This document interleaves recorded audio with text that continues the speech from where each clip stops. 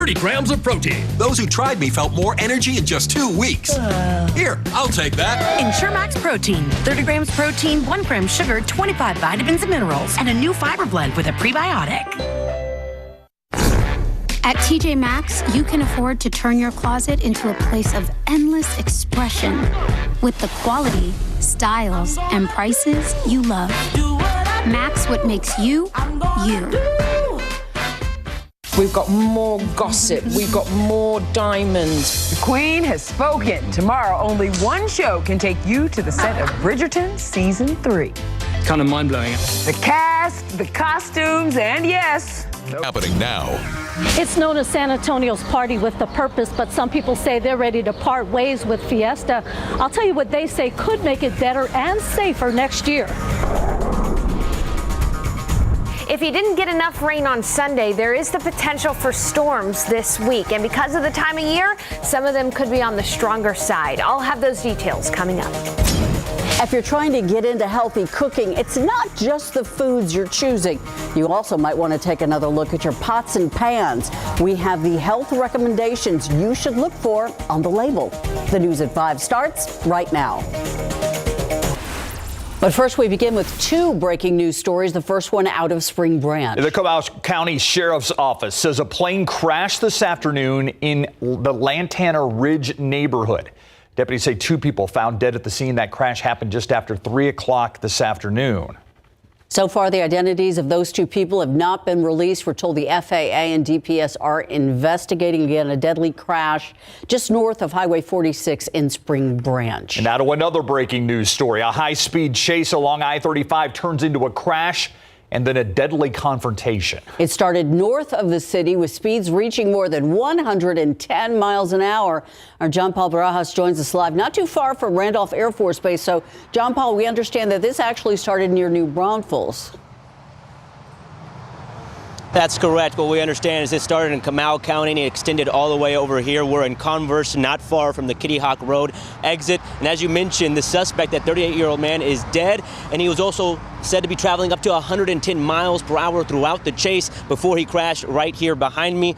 The suspect vehicle was a Dodge Caravan, and he crashed into a white Tahoe. Those have recently just been towed away, but they were just where that fire truck is. And according to DPS, the suspect had a woman passenger with him. She was taken to the hospital with non-life-threatening injuries.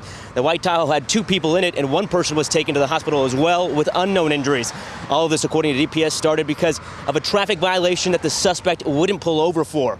After the crash, troopers say the suspect continued to ignore commands, adding they attempted to tase the suspect, but that it was unsuccessful and eventually led to a trooper shooting and killing that suspect. And because this shooting does involve law enforcement, the Texas Rangers are investigating this case and are in the lead in this case. And due to that investigation, the southbound lanes of 1604 are still shut down, but we have seen them take down the crime scene tape, and we have seen them tow away those vehicles. So we do expect these lanes to open up here shortly.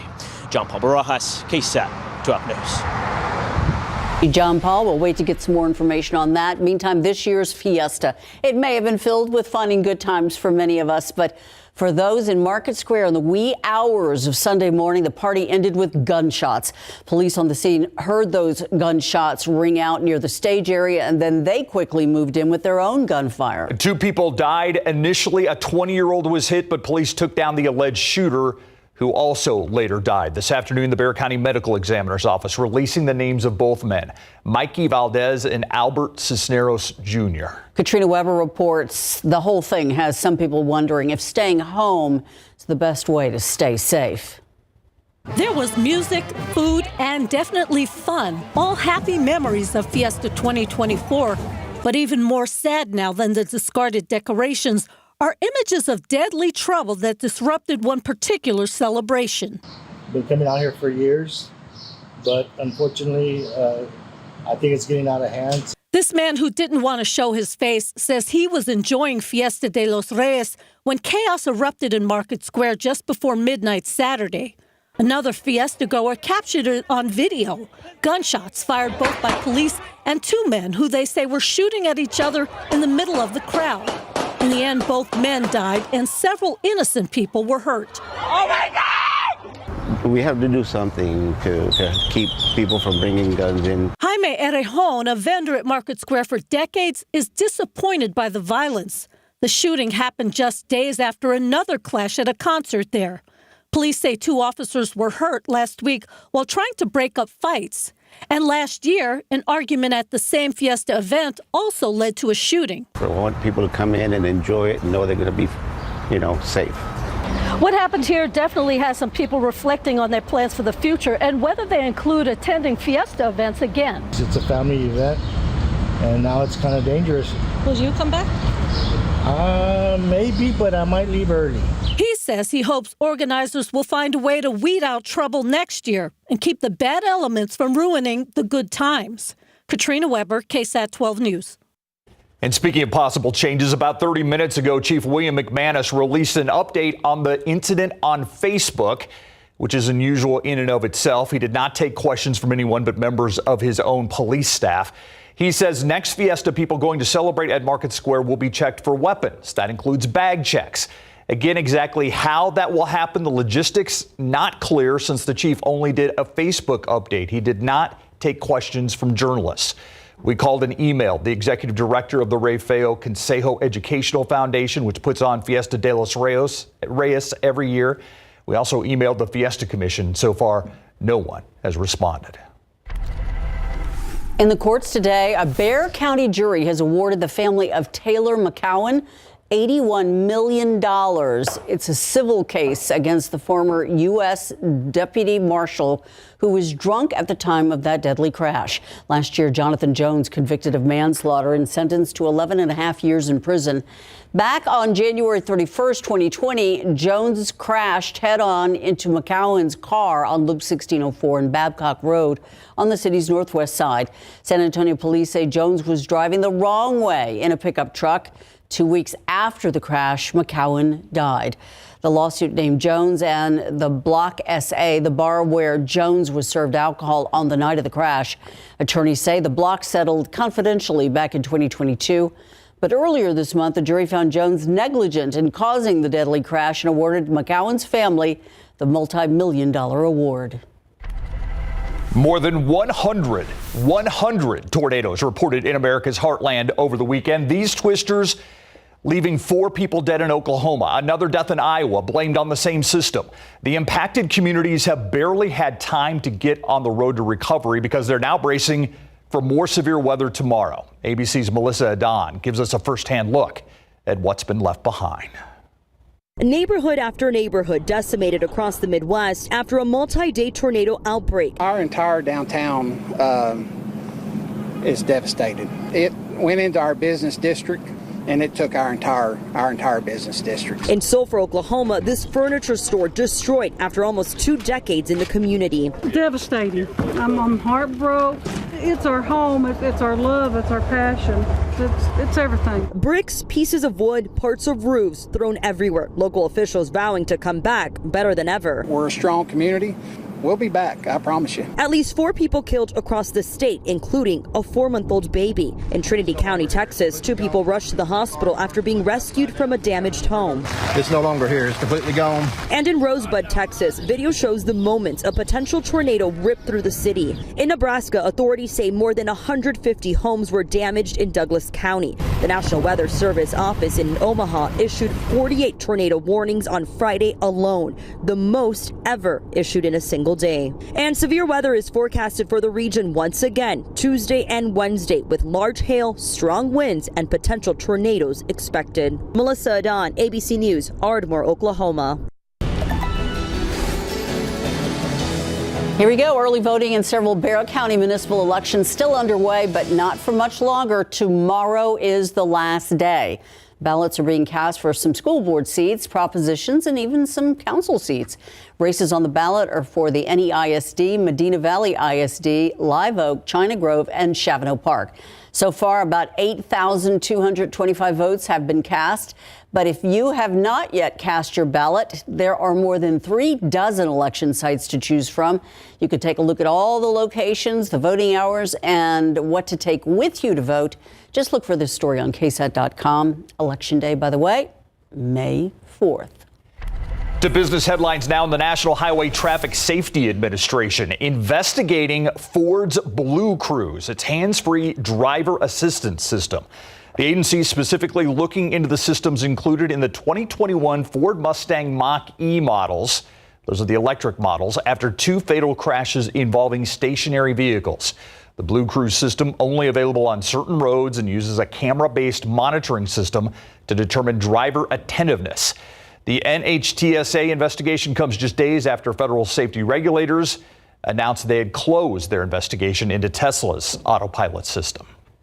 Williams-Sonoma is going to pay a record nearly $3.2 million in penalties for improperly labeling some of their products as made in the USA when they were not. That's according to the Federal Trade Commission. Federal regulators say the upscale housewares and kitchen chain broke a 2020 order. It prohibited the company from advertising foreign-made products as American-made. They say Williams-Sonoma used the labeling on multiple products that were actually made in China and other countries. The FTC says those products included the Gold Touch, Rejuvenation, Pottery Barn Teen, and Pottery Barn Kids brands.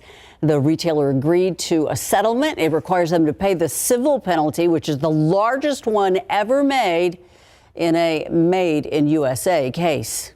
I want to go back out to this where we had the breaking news with John Paul Barajas in the Converse area. This is Loop 1604 at Kitty Hawk. I believe we're looking at the westbound lanes here.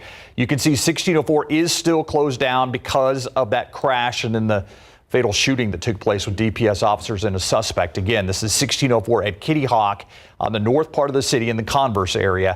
1604 still closed down at this hour while investigators wrap up clearing that scene. Well, it was a hot day around South Central Texas. We got up to 94 in Del Rio, 92 in Eagle Pass, 93 in Kerrville, 91 in Schertz. Generally in the upper 80s, low 90s around the San Antonio metro area. Currently it's 88 because humidity is high. It feels closer to 90 degrees. And tonight it's going to be a humid and mild evening. We'll gradually see clouds increase by midnight and temperatures in the 70s. In the week ahead, we have some more opportunities for rain, particularly on Wednesday and Thursday. We'll have scattered storms in the forecast, some of which could be on the stronger side. I'll have those details coming up for you soon. Steve, Ursula. Thank you, Sarah. Still ahead, the pots and pans you use to cook your food, often forgotten each day when you make your meals. 12 News Side's Marilyn Moritz explains why the coating on your cookware matters. Next on the News at 5. I'm Myra Arthur here in the newsroom, and here's what we're working on for the news at 6 o'clock today. When a domestic violence survivor makes the brave decision to leave, where do they go if shelters are full? Today at 6, we explain how one organization is helping to find open beds across Texas to keep families from returning to dangerous homes. A 45-year prison sentence for a mother who was charged with the death of her 5-year-old daughter. That sentence handed down less than an hour ago. We have reaction from inside the courtroom. Plus, it's the next generation of TV technology. It's a real upgrade for viewers. It's Next Gen TV. KSAT is making the switch to Next Gen TV 1 week from today. So what is it, and how will it change the way you watch us? It's all in a KSAT Explains, and it's all coming up today on the news at 6. We'll see you then. I have questions, so I'm looking forward to KSAT Explains coming up. And when I say healthy cooking, you probably think about food like vegetables and whole grains, but what about the pots and pans you use to cook your food in? Some of them are healthier than others. 12 News Side's Marilyn Moritz takes a look at the cookware coatings and what you need to look out for on the labels.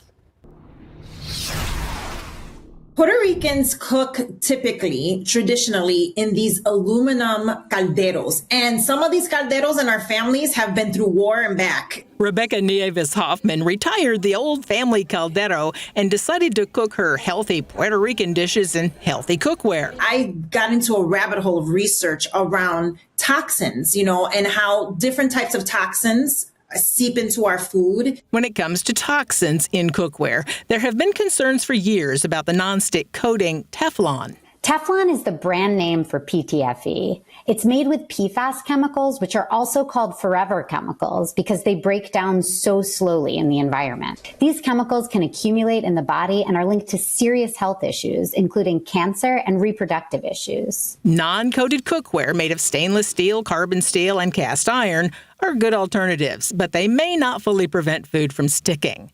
Ceramic-coated cookware is another option. Food tends not to stick, and Consumer Reports says the coating is unlikely to contain harmful chemicals.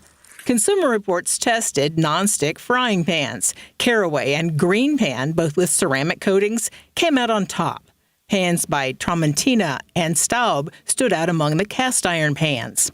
Whatever cookware you choose, be sure it specifically states it's PFAS or PTFE free, and don't ignore the instructions. You should use soft utensils and avoid stacking. As for Rebecca, she's hanging on to the old caldero. I have memorialized our family caldero in my kitchen. Marilyn Moritz, KSAT 12 News. Oh, I can relate to that. I've got one of my grandmother's pots. That's the way to go. I know. Apparently. I know. All right, 91 degrees out there. I was on a plane today. It was easy to tell when I got back to San Antonio.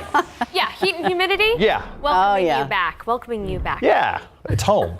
Yeah, absolutely. Hey, but that humidity sometimes results in some rain for us. And we had a lot of good rain yesterday. In fact, April has been pretty good to us rain-wise. Here's a look at how much rain has fallen for the month so far in San Antonio. We've seen over 3 inches of rain for the month, which is 3/4 of an inch of rain more than average. So a good month for rainfall. And when we look at the year, since January 1st, we've seen over 11.5 inches of rain, which is more than 3 inches of rain above the average. So again, good rainfall. We could use more though, because we know that the summer months are going to be long and dry.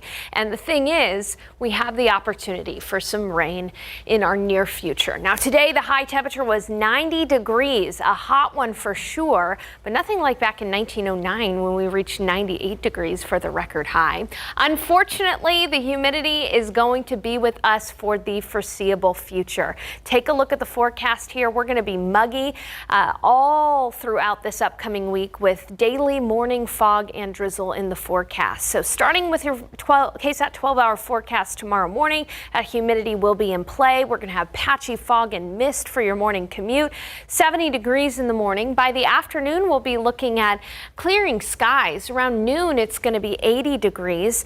Into the later afternoon hours, near 90 for the high. So a lot like today. And there is a small 10% chance for a stray shower or storm, particularly west of San Antonio, closer to Del Rio. But again, odds are it's just going to be a humid day in your backyard. 89 for the high in San Antonio, but slightly warmer off to the west, where we'll be 95 in Del Rio, 95 in Carrizo Springs, 96 in Laredo, 87 in Canyon Lake and in Kerrville, 87 in Gonzales, Pleasanton. You'll be at 89 tomorrow for the high. I want to show you the satellite and radar here and talk about the weather pattern as a whole. Take a look out in the Gulf of Mexico. A lot of rain. That's the rain that moved through our neck of the woods on Sunday. This is all a part of a much larger system that's bringing a lot of showers and storms for many areas across the United States. But this system created so much severe weather since Friday. In fact, here's a look at the severe weather reports since Friday across the nation. 137 tornado reports and 159 hail reports, including a hail report down in Floresville just yesterday. But again, this is a stark reminder that it is spring severe weather season. So any storms that develop around San Antonio in the coming days, we're going to be on alert for them becoming stronger severe. And the weather pattern over the next few days, I'm going to be honest with you, it's a little messy. Usually when we get a cold front, we're very clear on the timing of storms and where the storms will be. But with this weather system that's setting up, all we've got is this low pressure system sending us rounds and ripples of energy. That means that not everybody is going to see storms, and the timing is a little uncertain. But when we talk about the best chance for storms, we're talking about a 40% chance on Wednesday and Thursday, but even a few storms are possible Friday and Sunday of this upcoming weekend.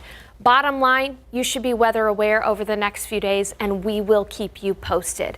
As for Wednesday's severe thunderstorm risk, it's greatest across the Panhandle and up through Oklahoma City and parts of Kansas. But even here in San Antonio, we're on the tail end of a small number 1 isolated risk for severe weather on Wednesday. We'll keep you posted. Wednesday and Thursday, our best chance for storms, and then it's going to stay humid and warm. No relief from the humidity. Coming up at 6, though, we're going to talk about how Sunday's rain could help out the drought conditions. All right. Thank you, Sarah. All right, I'm calling it right now. Oh. I'm envisioning Larry with the beret, baguette, fine assortment of cheeses, riding a bike in front of the Louvre. Okay. Fingers crossed that we That's get what to I'm cover saying. the San Antonio That's what I'm Spurs saying. next Yeah. season when they play 2 regular season games in Paris. Oh, Spreester, you just painted such a great picture in my mind. Hey, and how about this? Zeke and the Dallas Cowboys, they're getting back together. Coming up.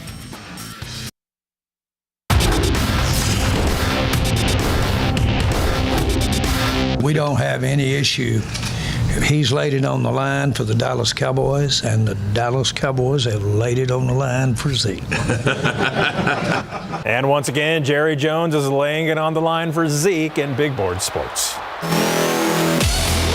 Victor Wembanyama and the San Antonio Spurs will play 2 regular season games in Paris next season as part of the NBA Paris Games 2025. The Spurs will play the Indiana Pacers on Thursday, January 23rd and Saturday, January 25th, 2025, marking the first time the NBA will play 2 regular season games in the French capital in the same season. Over the years, more than 50 international players have suited up for the Spurs, including 7 from France. Most recently, the team's 2023 NBA draft class featuring 2 French players, the number 1 overall pick, of course, in Victor Wembanyama, and the number 44 overall selection, Sidi Sissoko. Here's what Spurs CEO R.C. Buford said in a statement today, quote, "Playing in Paris has been an incredible experience for our organization in the past, and we are thrilled for the opportunity to be a part of the NBA Paris Games 2025. Thanks to our deep international history, we are fortunate to have Spurs fans in France, across Europe, and around the world. We are excited to continue that honor, that legacy by purposefully connecting and engaging with our fans in France on and off the court," end quote. All right, so the Dallas Cowboys and running back Ezekiel Elliott are getting back together, and you know that makes quarterback Dak Prescott very happy. After spending last season with the New England Patriots, the Cowboys and Elliott have reached a 1-year deal worth a maximum of $3 million per multiple reports. The boys selected him 4th overall in 2016, let him go last season for cap reasons, and now he's back. Jerry and Stephen Jones met with Zeke and his agent before the draft, and here's Stephen from last week talking about Zeke. Well, Zeke's, as we all know, is one of our favorites. Yes. I mean, he's laid it on the line for this franchise.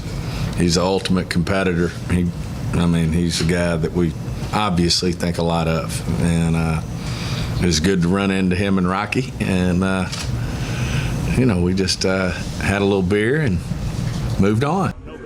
Elliott, who turns 29 in July, is one of 6 running backs on the Cowboys roster. And he can't wait to do this. Of course. Let's hope he gets to do that. Exactly. That means he's made a big run, right? Yes. Yeah. Thanks, Larry. We'll be right back. All right, best chance for storms Wednesday and Thursday, and even our best chance is 40%. So keep that in mind. Not everybody going to see storms, but if you do see a storm, it could be on the stronger side. So we will be keeping you posted. Hey, tune in at 6 because I'll have details on how the rain helped the drought. Thank you, Sarah, and thanks for watching the News at 5. World News up next. We'll see you back here at 6.